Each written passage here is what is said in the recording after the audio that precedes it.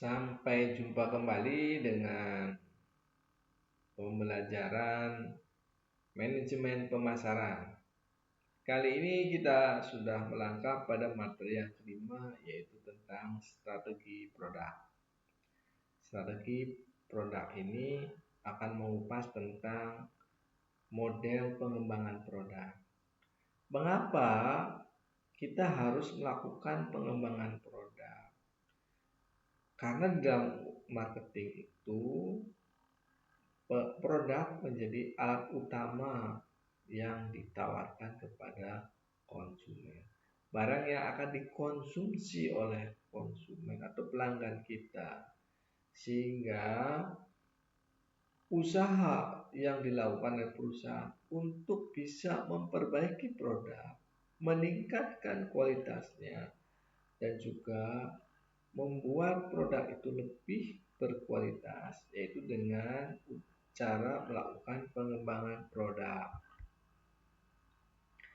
Lalu kita akan berbicara tentang konsep produk dulu. Jadi produk adalah apa saja yang dapat ditawarkan untuk dapat memuaskan konsumen dan memenuhi kebutuhan konsumen. Sehingga produk itu adalah barang atau sesuatu yang paling utama bersentuhan dengan pihak pengguna, pihak konsumen, pihak pelanggan atau stakeholder yang lain. Itu akan berkenalan atau bersentuhan dengan produk ketika orang itu membutuhkan. Oke, ya. Jadi kalau kita melakukan pengembangan produk, itu ada tahapannya, bagaimana tahapan pengembangan produk. Karena untuk melakukan pengembangan produk itu ada butuh tahapannya. Bagaimana atau jenis pengembangan produknya itu seperti apa, strategi dalam pengembangan produk, dan faktor-faktor kunci lainnya. Tahapan pengembangan produk itu harus diawali dengan gagasan atau ide gagasan. Tidak kemudian kita melakukan pengembangan produk tanpa konsep, tanpa ide, tanpa sebuah formulasi yang diuji dalam sebuah uji pasar, dalam sebuah uji penilaian, dan lain sebagainya. Makanya gagasan ini adalah perlu untuk dijabarkan atau dikembangkan. Dalam kajian gagasan ini kemudian ada proses seleksi ide. Ide yang banyak itu kemudian dipilih mana kira-kira ide yang paling masuk akal, paling realistis, paling dapat dilakukan, paling bisa dijalankan, paling rasional, paling secara objektif, paling objektif, sehingga gagasan ini atau ide ini bisa diharapkan tujuannya adalah meningkatkan kinerja pemasaran. Gagasan atau ide ini kemudian dikaji dari kajian konsep. Ya, setelah dikaji dan kajian konsep, lalu dilakukan pengembangan produk. Setelah sesuai, alat ukurnya juga ada, maka dilakukan pengembangan produk. Setelah pengembangan produk itu, kita tidak bisa langsung menjual dengan sangat masif. Perlu dilakukan uji coba apakah produk itu mampu diserap oleh pasar, diterima oleh pasar, atau ditolak oleh pasar. Maka perlu dilakukan adalah uji pasar. Kalau produk itu lolos di dalam uji pasar, maka barulah kemudian dilakukan komersialisasi. Dengan model seperti ini, gagasan setelah dilakukan komersialisasi tidak kemudian berhenti bahwa itu sudah selesai, karena proses pengembangan produk itu sebetulnya akan berjalan secara terus-menerus, tidak berhenti selesai. Maka setelah proses komersialisasi juga perlu yang apa yang dinamakan evaluasi dan perbaikan. Dengan cara seperti itu, maka kita bisa menilai bahwa produk yang dilempar di pasar itu adalah produk yang bagus.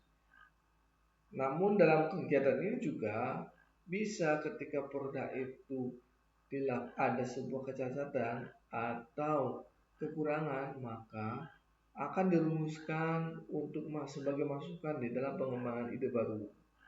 Beginilah siklus dalam tahapan pengembangan produk dalam konsep marketing. Nah, kita baru melangkah pada apa yang dinamakan jenis pengembangan produk. Jadi pengembangan produk itu bisa juga karena produknya memang baru. Produk itu benar-benar baru. Jadi tidak ada hubungannya dengan produk yang sebelumnya. Bahkan bisa jadi produknya itu namanya berbeda, jenisnya berbeda. Walaupun produknya sama, tetapi juga pasti eh, ada hal yang mendasar yang membedakan produk tersebut dengan produk lama. Bisa juga dalam pengembangan produk itu justru tujuannya adalah untuk meningkatkan sebuah produk. Produk yang ditingkatkan kualitasnya, fiturnya, kegunaannya, fungsinya, dan sebagainya. Itu juga masuk dalam jenis pengembangan produk. Atau produk yang disesuaikan. Produk yang disesuaikan misalnya kalau sepatu yang biasa dipakai Eropa di datang Eropa itu cenderung untuk dingin banyaknya.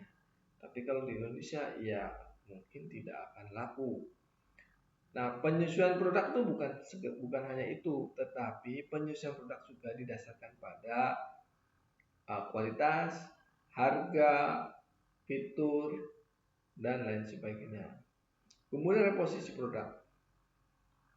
Apakah produknya itu ketika dalam proses pengembangan itu mau diteruskan menjadi satu satu apa namanya satu kelompok, satu merek, atau masuk dalam sebuah lini merek tertentu, atau memang mau menciptakan sebuah brand baru, atau menciptakan sebuah penggolongan jenis baru. Nah, ini juga akan ada pertimbangan-pertimbangan oleh para manajer untuk bisa menentukan reposisi produknya maunya seperti apa. Nah, di dalam strategi pengembangan produk, inovasi di sini ada bagaimana inovasi secara radikal. Bisa juga dilakukan inovasi radikal, bisa juga melakukan inovasi inkremental. Radikal itu benar-benar baru ya. Kalau inkremental itu bertahap, lambat, lama, ya itu namanya inkremental. Nah, strategi ketiganya itu co-creation. Co-creation adalah bagaimana ada kolaborasi dalam penciptaan bersama, kerja bersama antara karyawan dengan pelanggan untuk bisa menemukan produk yang sesuai untuk konsumen dan memang lebih handal daripada produk-produk sebelumnya. Nah, kalau kita berbicara pengembangan merek baru, ya, adalah dalam rangka untuk membangun kekuatan merek. Kekuatan merek itu bisa juga karena ekstensi lini, ekstensi lini atau ekstensi merek. Pengembangan merek baru bisa atau merek bersama, co-branding. Bisa juga melakukan global merek. Atau memang benar-benar rebranding, membuat merek merek merek yang baru, atau dalam pengembangan merek itu bisa juga kita mau melakukannya dengan sebuah lisensi merek, ditempelkan dengan merek yang merek sebelumnya. Kemudian manajemen portofolio. Manajemen portofolio itu adalah gimana kita memaintain fungsi-fungsi portofolio di dalam sebuah produk. Apakah produk itu memang memiliki nilai manfaat yang bagus atau tidak. Itu saja dari saya dalam pengembangan merek ini, pengembangan produk ini. Mudah-mudahan bisa bermanfaat.